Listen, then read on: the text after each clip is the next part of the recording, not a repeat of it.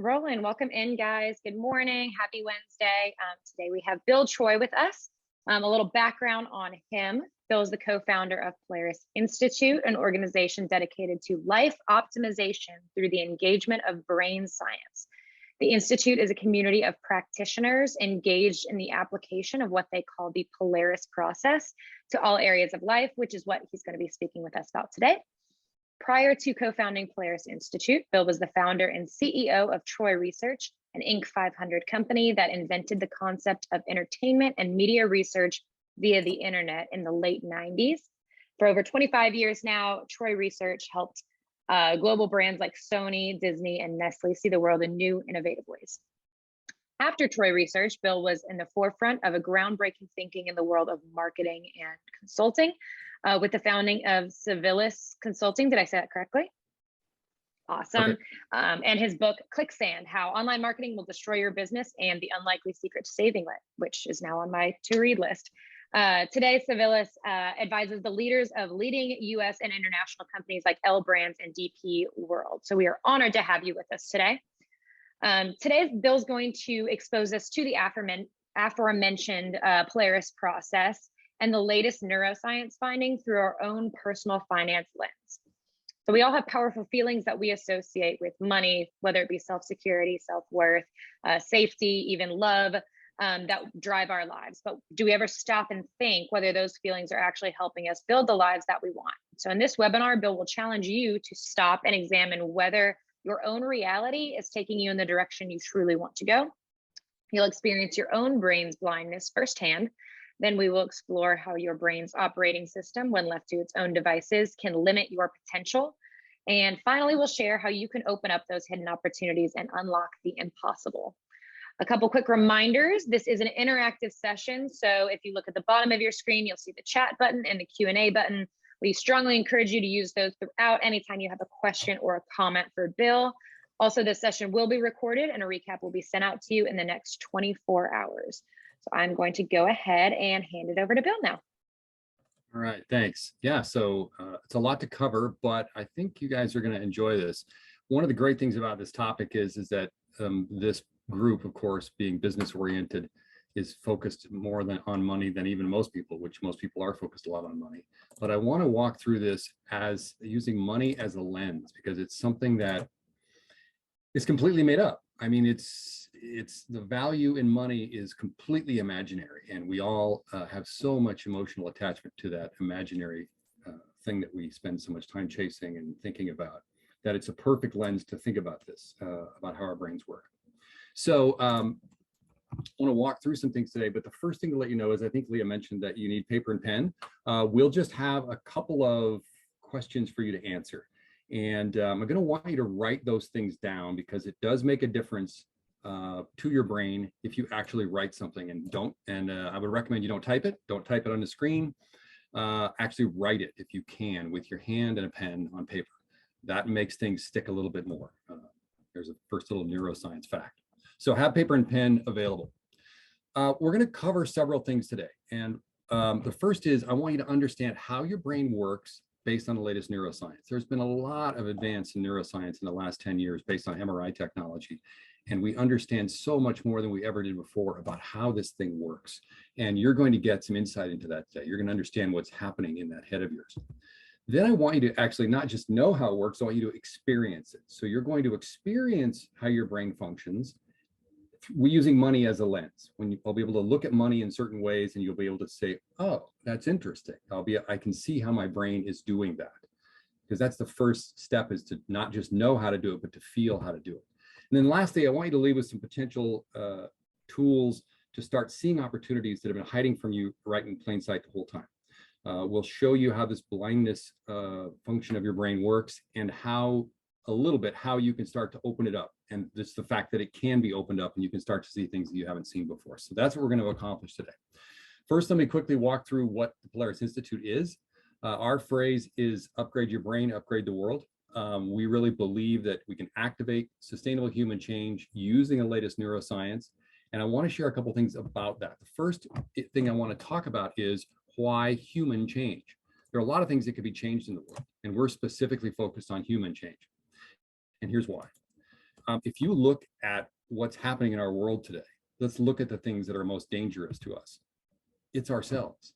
We are much more likely to be killed by another human being than we are a python or a wolf.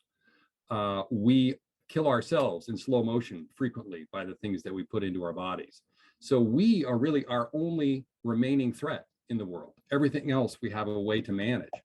But the human animal has not really evolved much compared to everything else. From a technological perspective, think of the advances in technology that are happening every day exponentially. We're not keeping up. We are the weak link in the chain. And one example of that is we spent some time with some folks that are building space stations, commercial space stations technology, and also planning on trips to Mars.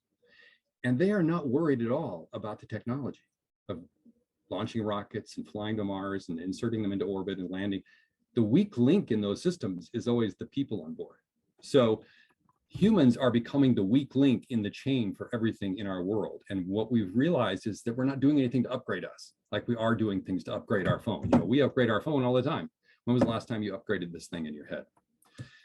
Specifically, what kind of change are we talking about, though? And it's a real specific one, which is brain-based change.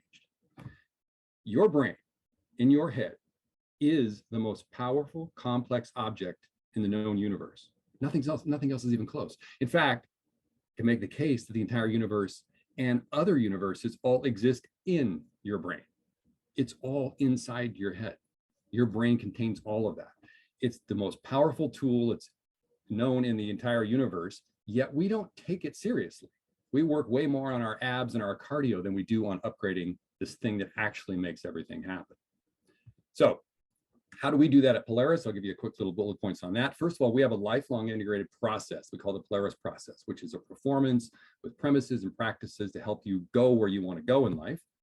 We use science-based tools and facilitation. So everything we're going to talk about today is based on neuroscience, and we're going to walk through those kinds of things, whether you're in a workshop with us or in a webinar right now. And then we do experiences, coaching, and a curated community of people who are working on this.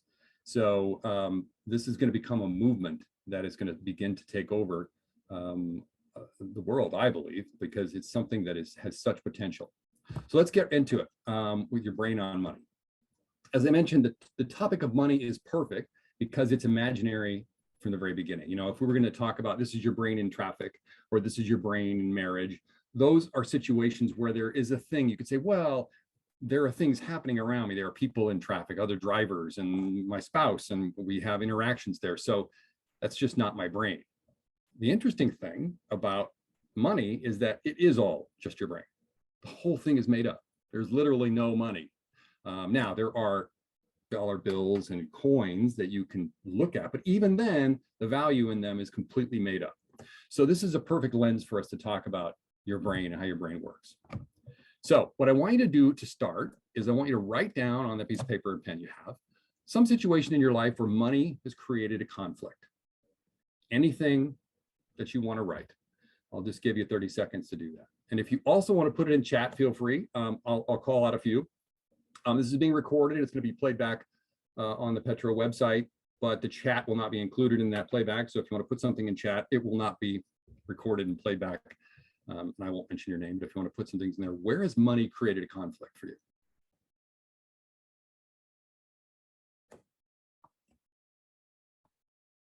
And we're going to use this situation in your life as the lens we're going to look at later. So make sure you pick something where it really has created some issue and it's money that did it.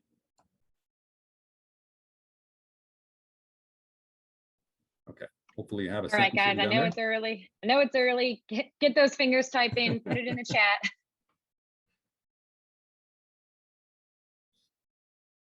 All right, well, let's keep going. So now that you've got your, there you go, someone gave a friend a loan without consulting their partner. That's an interesting one. Sure, that can create some conflict. All right, well, let's dig into this. What I want to show you today is some basic neuroscience. Let's just start with how your brain works. Some of this is going to feel a little weird, but I can promise you all of this is based completely in neuroscience. I'm going to give you 3 facts about how your brain works. The first one is what your brain's job is. Why do you have one? Why is there something up here in our head? What does it actually do? And what's it intended for? What are all brains intended for? In fact, why does anything have a brain? Our brain has the same job as the brain of a amoeba or the brain of a cow or the brain of a dog or any other brain. And that is, the brain's job is to keep us safe. The brain was designed as a self-defense mechanism to see what's coming at us, to anticipate things. And I talked about how the brain of the human brain is the most powerful complex object in the known universe. It is the best brain ever invented at anticipating threats. You can think of what's going to happen tomorrow. You can plan for it. You can build something to keep you safe. You can build a weapon to protect yourself. The human brain is able to anticipate everything that could go wrong and keep us safe. And the reason it has to do that is that our brain evolved in a world full of fast, big, sharp, mean stuff that wanted to kill us and eat us. And if you haven't looked lately, you are round, slow, and soft. Got nothing. We have no fangs, no weapon, no venom, no super strength, no scales, no horns. We have no defenses whatsoever except for one thing, and that's our brain. But the great news is our brain is so good at being a brain and keeping us safe, it beats everything else. Nothing else nature has invented can beat our brain. No venom, no claw, no fang, no speed, no strength can beat our brain. That's why we are the dominant species on this planet. Nothing else even comes close. Our brain beats everything else.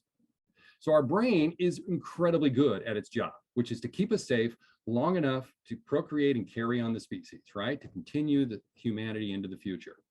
But that's all it's trying to do. Our brain is not trying to help us find our purpose, make us satisfied, be happy, leave a legacy. It's not doing any of that stuff. It is only trying to keep us safe, alive long enough to carry on the species. So that's its job. That's its only job. And if you want to do anything else in your life, you've got to add that on yourself with an upgrade. You've got to choose to do some things your brain isn't hardwired to do on its own. If you let it run on its own, that's all it's going to do. So that's your job. That's the brain's first job, is to keep us safe. Now, here's a problem. This super brain we have, this most powerful complex object in the known universe, comes with an engineering problem. And that is, it's expensive to use. It uses a lot of energy. In fact, this is known in the world of championship chess. In world chess championship tournaments, the players consume 6,000 calories a day and still lose weight just sitting in a chair. Because when they fire their brain up at full speed, it literally sucks them the energy out of them to the point where they will starve to death. That photo on the right is the 1984 World Chess Championships. You can look it up. There's no 1984 World Chess Champion because Anatoly Karpov, the defending champion at the time, had lost so much weight, they canceled the tournament because they thought he was going to die. Your brain that keeps you safe and protects you from everything out there that's in danger, that endangers you, is also, if it uses itself at full speed, your biggest threat. This is a huge engineering problem. The same brain that keeps us safe is the thing that could kill us if it uses itself. So what's the solution? And that is neuroscience fact number 3. And this is what's really been determined in the last 10 years with MRI technology, is how our brains solve this problem.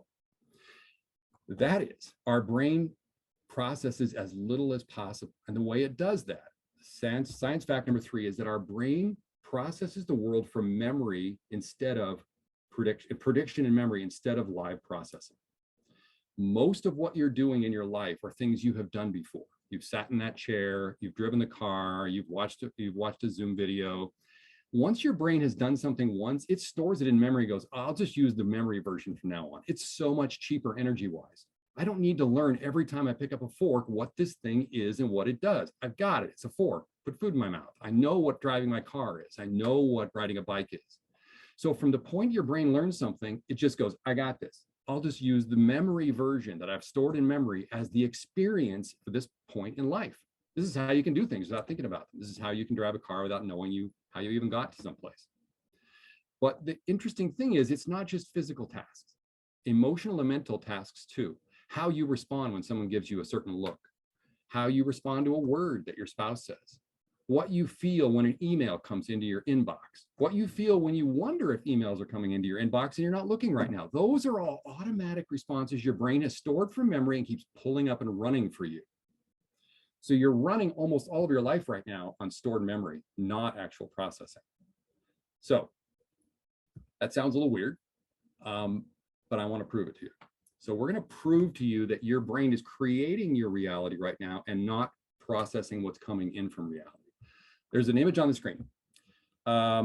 And it's a checkerboard pattern with a green cylinder there. And you see two squares on the board. One has an A, one has a B. And if you look at the two squares, the question to ask you is, does the square that's marked A look to be the same shade of gray as the square marked B? Most people answer A looks darker and B looks lighter. Well, that's the reality your brain is creating for you right now. Is it actually reality? Well, actual reality is they're the same shade of gray. What? This is where it gets weird. Like what? So pull those squares away. Now they're different. Put that up next to it. Now they're the same.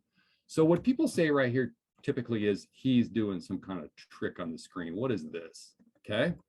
So we have had cards printed, which I would send to you guys if we were to hand to you if we're in person, because people don't believe this. So we have a card that's printed that has that image on it. And you can see A is darker, B is lighter. And if you fold the card over, they're the same. So reality is those are the same shade of gray as each other. But your brain gives you the experience looking at this. That's absolutely looks true that A is dark, B is light. What's happening here is your brain is creating what it thinks you need to see from its memory banks in order to keep you alive, keep you safe long enough to carry on the species. And that's because it already knows what a checkerboard pattern is. And there's black and white squares. So obviously A is a black square, B is a white square. And it knows that, we don't like shadows. Things hide out in shadows. So we're going to pull out the shadow a little bit. We'll highlight that, make that a little brighter. Your brain is altering what's coming into it to fit what you need to see to keep you safe. So you are not seeing reality. You're seeing your brain's version of reality. So the implications of this become really crazy really quickly, right? Literally everything in your experience is something you see as absolutely true, solid, real, and it may not be, but it looks true to you.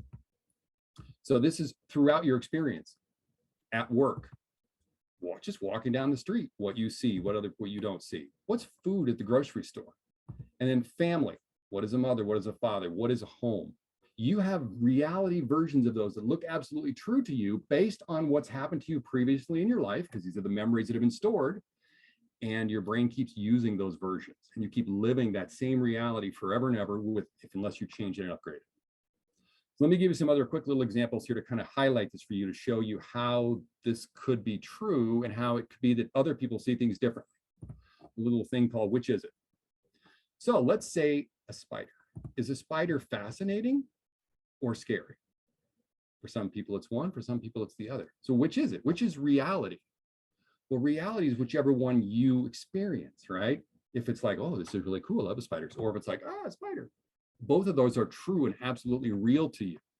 But you might imagine they're also changeable, right? You could start to work to change either one of those. What about work and happiness? This is an interesting one that we could spend a whole half day on, but I'll just ask you quickly. Does happiness come from hard work? Or does hard work result from happiness? There's a deep one to contemplate sometime when you wake up in the middle of the night. Let's talk about marriage. Is marriage a place where fighting happens and arguing, or is marriage a place where laughing happens? A lot of this depends in your own experience on what your brain experienced when it was being programmed, when it was being loaded, when the memories were being installed in it, typically when you were a child and young adult. That's when we learn most of the things in our life. What about food? What looks like lunch food, right? Some people will be the left, some people will be the right. But either case, it's like, that's lunch. That is not lunch. And it looks absolutely real and appetizing and appealing to you, depending on what your brain is pulling up as an experience. And lastly, exercise. Is it fun or is it drudgery? Well, it's both and neither. But for you, it's probably one of them really specifically and really strongly. And the point is it could be the other one. All you'd have to do is change what your brain is using as the memory to pull up to base that on. Okay, let's switch now to the focus on money. So we have done this workshop with people over the years and have kind of captured from them what is their reality around money. When we just talked about, for example, fitness. Fitness is drudgery or fitness is fun. Well, what is money? And I'm going to share 25 what we call realities related to money with you. We'll just walk through these. And what I want you to do is I want you to watch for which ones leap out to you as yeah, duh, obvious, and other ones as like, that's stupid, who would think that? Because some people think all of these things. I mean, not some people think them all, but there are people who think each of these things are real about money, and many of them are in conflict. as you'll see. So they can't both be true, right? But for each person, they're absolutely true if they're true to you. So let's walk through these. What I want you to start thinking about now is that thing you wrote down earlier, where money created a conflict in your life.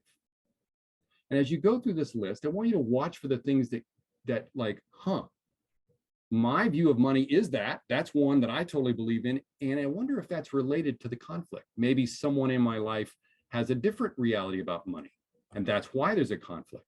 Or maybe I did something, this is one of the interesting things too, you can create conflict within yourself. Maybe something is happening with money that one of my realities is in conflict with another one of my realities, right? That I must keep my family safe, but I must take risks in my business. Whew, that could create conflict inside you as well. They both could look true, but they're in conflict. So it can create a lot of dissonance. So let's walk through 25 realities related to money. We'll put 5 of them up here on the screen at a time. The first one, the first 2 right there, right out of the gate, taking risk is how you make money or how you lose money. You may know people in your life who really, really believe number 1 or number 2. And if they really believe number 1 or number 2, it is so stressful for them. They will freak out if you try to do the other one. But if you believe number 1 or number 2, it's what you've got to do, right? Does money make people happier? Money can make me a target if people want to take it from me. We've definitely had people with that reality in our sessions before. And imagine if you have a feeling like you have to have more money to be happy, but money also makes you feel like a target for people to take you away from you. That can create that internal conflict we just talked about. So you can never get out of that. You either aren't getting enough money, so you're not getting that, or you're getting it, it's making you a target.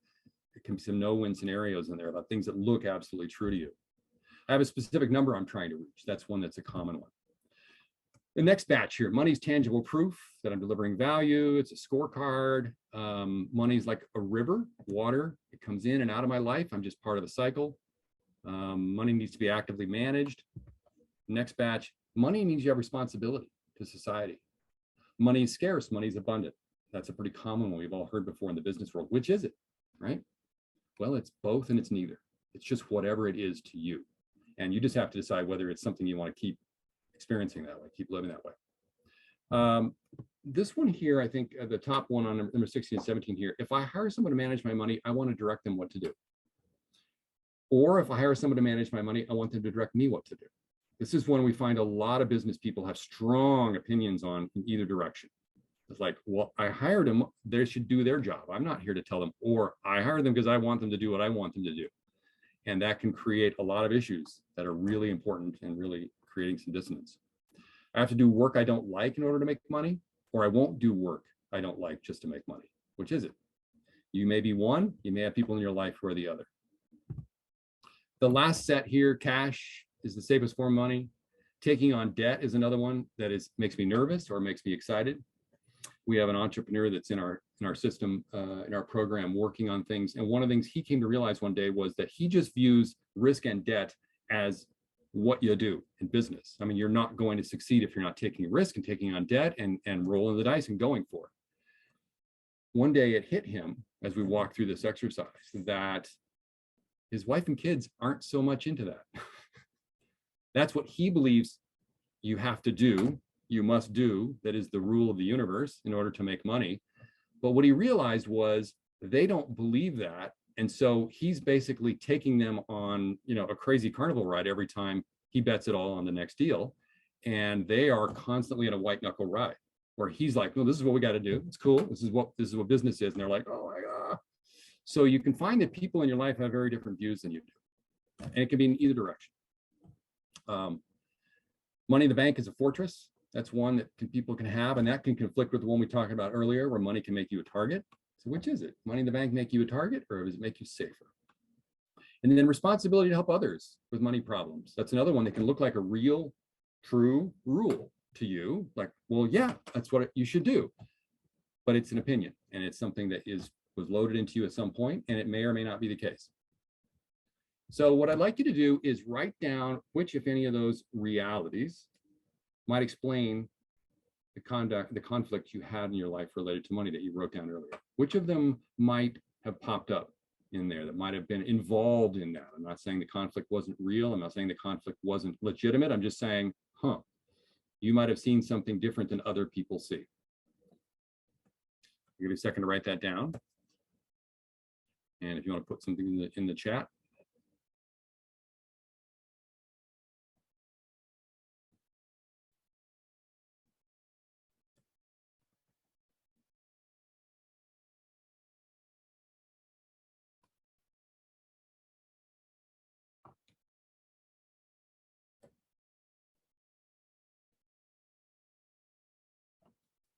Okay, if you've got that written down, what those realities might be that might have created conflict for you. Well, one of the comments in the chat, using money to help people, right?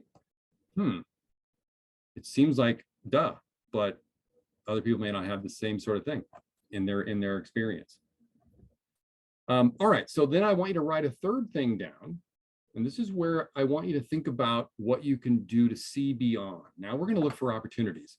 You've had this view of the world, and we're talking specifically about money, right? I don't know where it came to you in your life. I learned about money at 14 when my parents said to me, you're not getting those tennis shoes.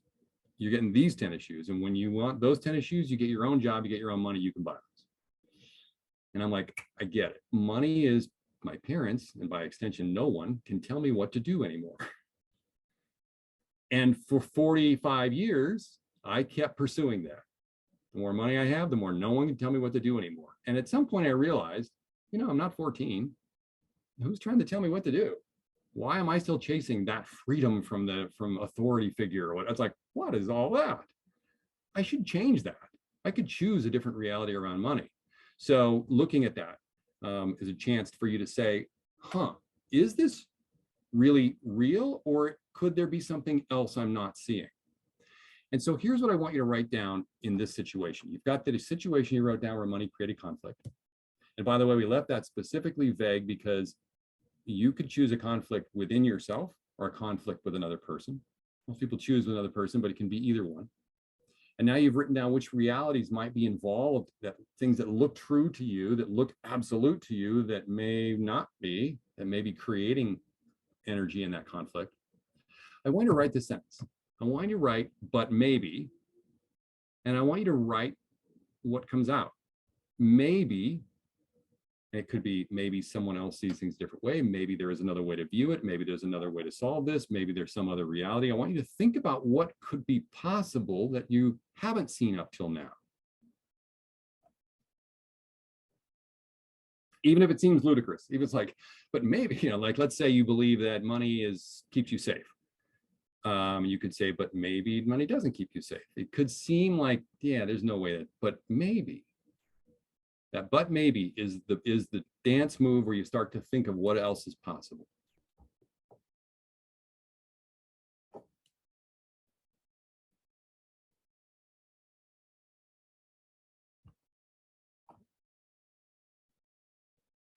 And then I would encourage you to continue on this offline.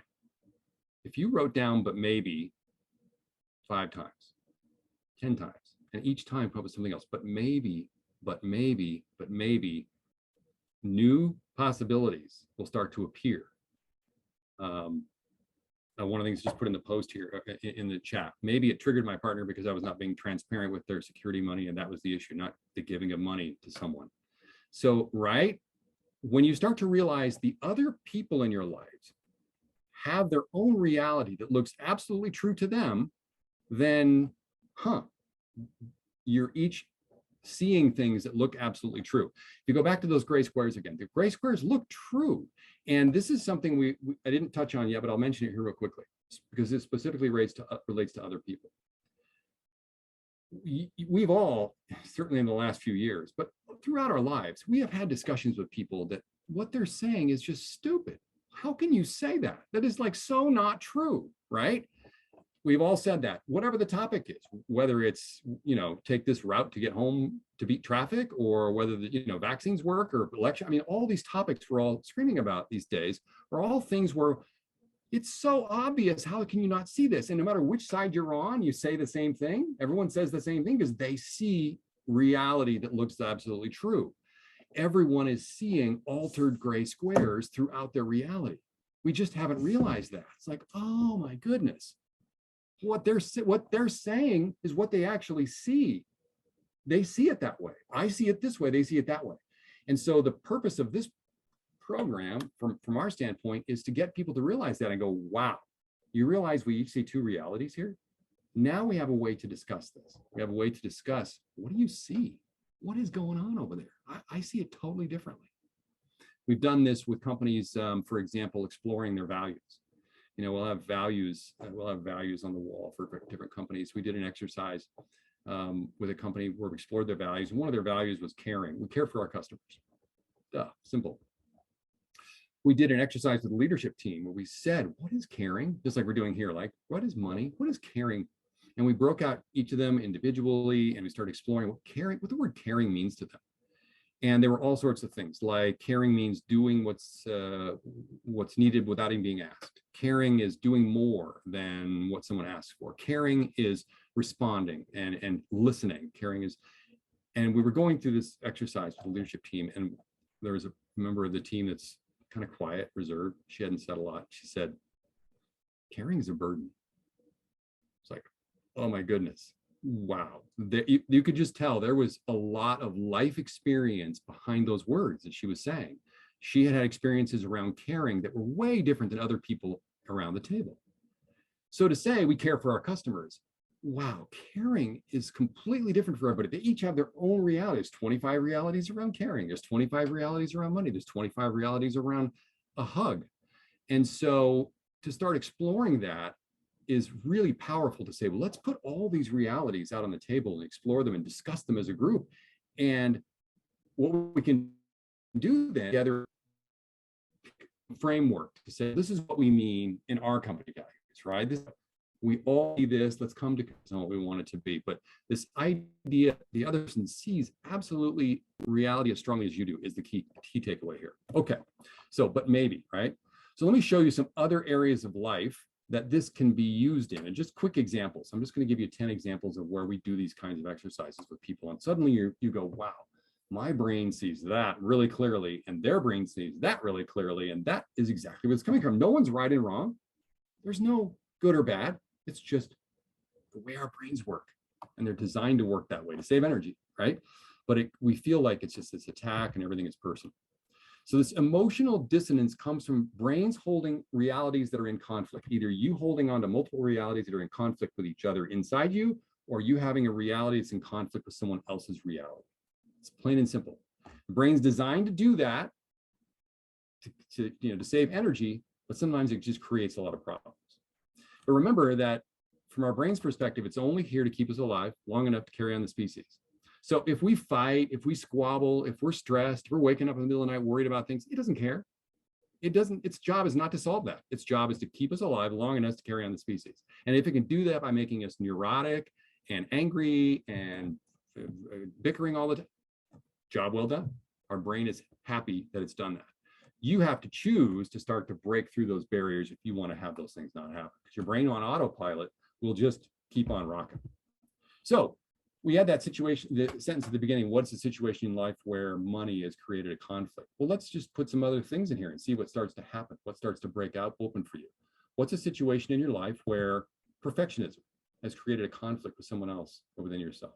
I used to have a thing where like on time is on time. And it was an issue with some people in my life, right? Who's right and who's wrong, right? I thought I was absolutely right because we said on time and then on time. But maybe, right? Words. Sometimes a word has created conflict with someone else or within yourself. It's like, it's a word. It's caring. What do you mean? It's just caring. No, it's not. It can mean a lot of things to a lot of people. Food. Food can create conflict, certainly within ourselves. We eat things we know we shouldn't eat. We don't think things we should eat. I mean, that's like, this is this, and that, all these rules, and we're just never happy. We're happy, we're not happy, and food can create conflict between people. Alcohol is another one.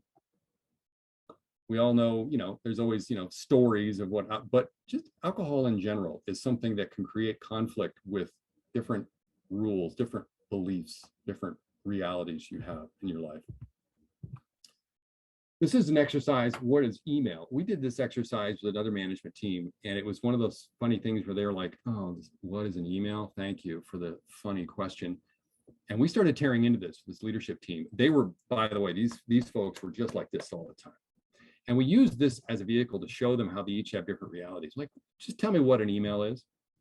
And man, did it come out from them. It seems like a simple thing, but for example, one person said, well, email is a chance to discuss things in long form, asynchronously. I can write something in the middle, I'm thinking in the middle of the night, I can send it to the team, you guys can digest it, you can send it back. Someone else is like, no, an email needs to be the shortest thing possible to get it out of my inbox, to clean this thing up. A yes, no, the shorter the better. Someone else said, well, email for me is like it's almost like a live discussion, and I feel like I need to be responding quickly or I'm missing out. I'm not participating. I'm not showing value to the team if I'm not engaged. So I'm on it all the time. Fourth person says, email is the biggest irritation. I just shut it off. You guys will come down the hall and get me if there's something really important. And all of a sudden they all realized they didn't even know what an email was supposed to be between them. So of course their communication was messed up. They were pissing each other off all the time about how they would send emails, how they wouldn't send emails, how they wouldn't respond, how they would respond too quickly. Those kinds of things, all of us see a reality. What is an email? It's really clear, but it's not clear to everybody, and everyone has their own reality that they're holding on to really strongly. Being on time, I mentioned perfectionism. Being on time is another one that's kind of in the perfectionism category. Some people just aren't, some people just are, and they both see it as the way things should be. Taking responsibility is another one. What even is taking responsibility? It's kind of like caring it. What is caring? What is responsibility? Is it doing before it's asked? Is it doing only what you're asked for? Until that's clear, everyone has their own version of that. This is one of my favorite ones. Is there a point in your life where the news has created conflict within you or between you and other people? This is so huge in our world today. The news is one of the most divisive forces in society, because they're trying to, right? They're trying to rile us up. They're trying to get us to watch. They're trying to get us to talk about it. The more they do that, the more they succeed. But wow, just what is the news? We can't agree. No one can agree. Literally no one agrees on what the news is, because it's unique to every one of us. And if you find yourself having a discussion, certainly a heated discussion or a disagreement with someone about the news, stop. Realize they see completely different reality than you do. It's not that they don't get it, it's they don't see it. And you don't see their reality either. So that's the important thing to think about, around the Thanksgiving table this year. Being a success. What is success? How do you define that? What are you working toward? Is it achievable? And if you're on a team of people that are trying to be successful, have you determined what that is for each person? Does your family know what success looks like? Is it in conflict with what you're doing? Are there things about money that are in conflict? You got to do this to make this, you got to make the number, but then success is spending time with your family. Are they things in conflict there? And then the last one is love. This one seems simple and it is so complicated. What is love? I guarantee you haven't had a discussion. Well, I shouldn't guarantee, but I would bet a significant portion of my wages that you haven't had a discussion with your spouse about what is love. What is it? What is it? Maybe love languages, that's a good start, but love is actually completely different for each person. There are, I'm gonna say 25 realities around love. Well, there's just like there's around money. Well, there's an infinite number of realities around love. But that's why people can love each other and not love each other, because they each have a completely different view of what love is. So many topics you can get into and apply this, but this idea that you have a reality that's based on what your brain already knows and keeps using the same old imagery, the same old memories to create your reality and keep processing it the same old way that you can break out of is the key takeaway today. You can choose where to go. I was just talking with somebody. Imagine you're standing in the batter's box in a major league ballpark, and major league pitcher is going to throw at you 100 miles an hour. There are lots of ways to respond to that, right? If like most people who've never even played baseball, they're bailing out. What is this coming at me, right? If you've played baseball a little bit, you might, let me try to take a swing and you're going to whiff. It's going to be stupid. And if you're a major league baseball player, you're hitting out of the park. That ball is gone, right? Well, what's the difference? The difference is not the pitcher or the ball. The difference is how you view what's coming at you. And if you can see a different view of what's coming at you, you can respond differently. You can bail out. You can just stand there and watch it, or you can hit it out of the park. If you have places in your life where you are bailing out, or whether you're not getting the result you want, you're striking out, it's how you're viewing the pitch. It's not the pitch. Life is not happening to you. It's how you're responding to life. And that's really the overall message here, is that you can change your brain by changing that. You can change that by changing your brain. You can change those memories. Now, it's a long-term process. We'll touch a little more on that in a second, but it's definitely changeable. So here's how you can apply what we've talked about today. The first is see more. Okay, you learned that there are an infinite number of realities. Well, okay, there are 7.5 billion people on the planet, so there's 7.5 billion realities if we just take humans. Yours isn't the only one. Yours is not real. Yours is made up, theirs is made up, and theirs is made up. So the ability to see that suddenly gives you the ability to see more happening in the world. You will see what's going on with other people. You'll be able to use the insight to see others, see what they see, right? You can go, oh my God, that's what she sees when she says that. Huh. That's a huge insight, a huge chance for you to change the relationship you have with that person when you see what other people see. You can recognize that there's more to see than you are seeing. You can say, is there another way to see this? What am I missing? And this is when new opportunities start to appear that have been hiding there the whole time. It's like, wow, I never saw that before. I never realized it was possible to see that before. And things can open up. You can imagine we do innovation and creativity workshops with teams, and the stuff that appears, the process changes, the inventions, the innovation that appears from this when you start to pull out new possibilities are just amazing. So you can look for those opportunities and possibilities. You can say, there's something here, there's something new I can see. What is it? And start practicing trying to find it by figuring out what other realities could exist. So this idea that your brain is creating reality from memory feels weird, but suddenly it becomes a tool that's incredibly powerful. This most powerful complex object in the known universe is something you can start to put to work for you. So step one, see more. I hope you all do that immediately, starting now. You can do that. See what's happening around you with each person that you interact with and with yourself. Second one is lead more. The next step on this is to start calming down. So many things happen that feel personal. They say something to you, they respond, they cut you off, and it's not personal. It's just something that's happening. You're responding because you view the universe a certain way. That guy needs a lesson on how to drive, right? Why? Maybe there's something else, but maybe, right?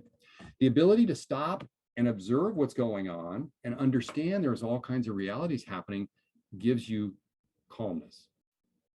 And that's wisdom. The ability to watch and observe, go, okay, let me think about what's going on here versus responding and reacting emotionally in the moment.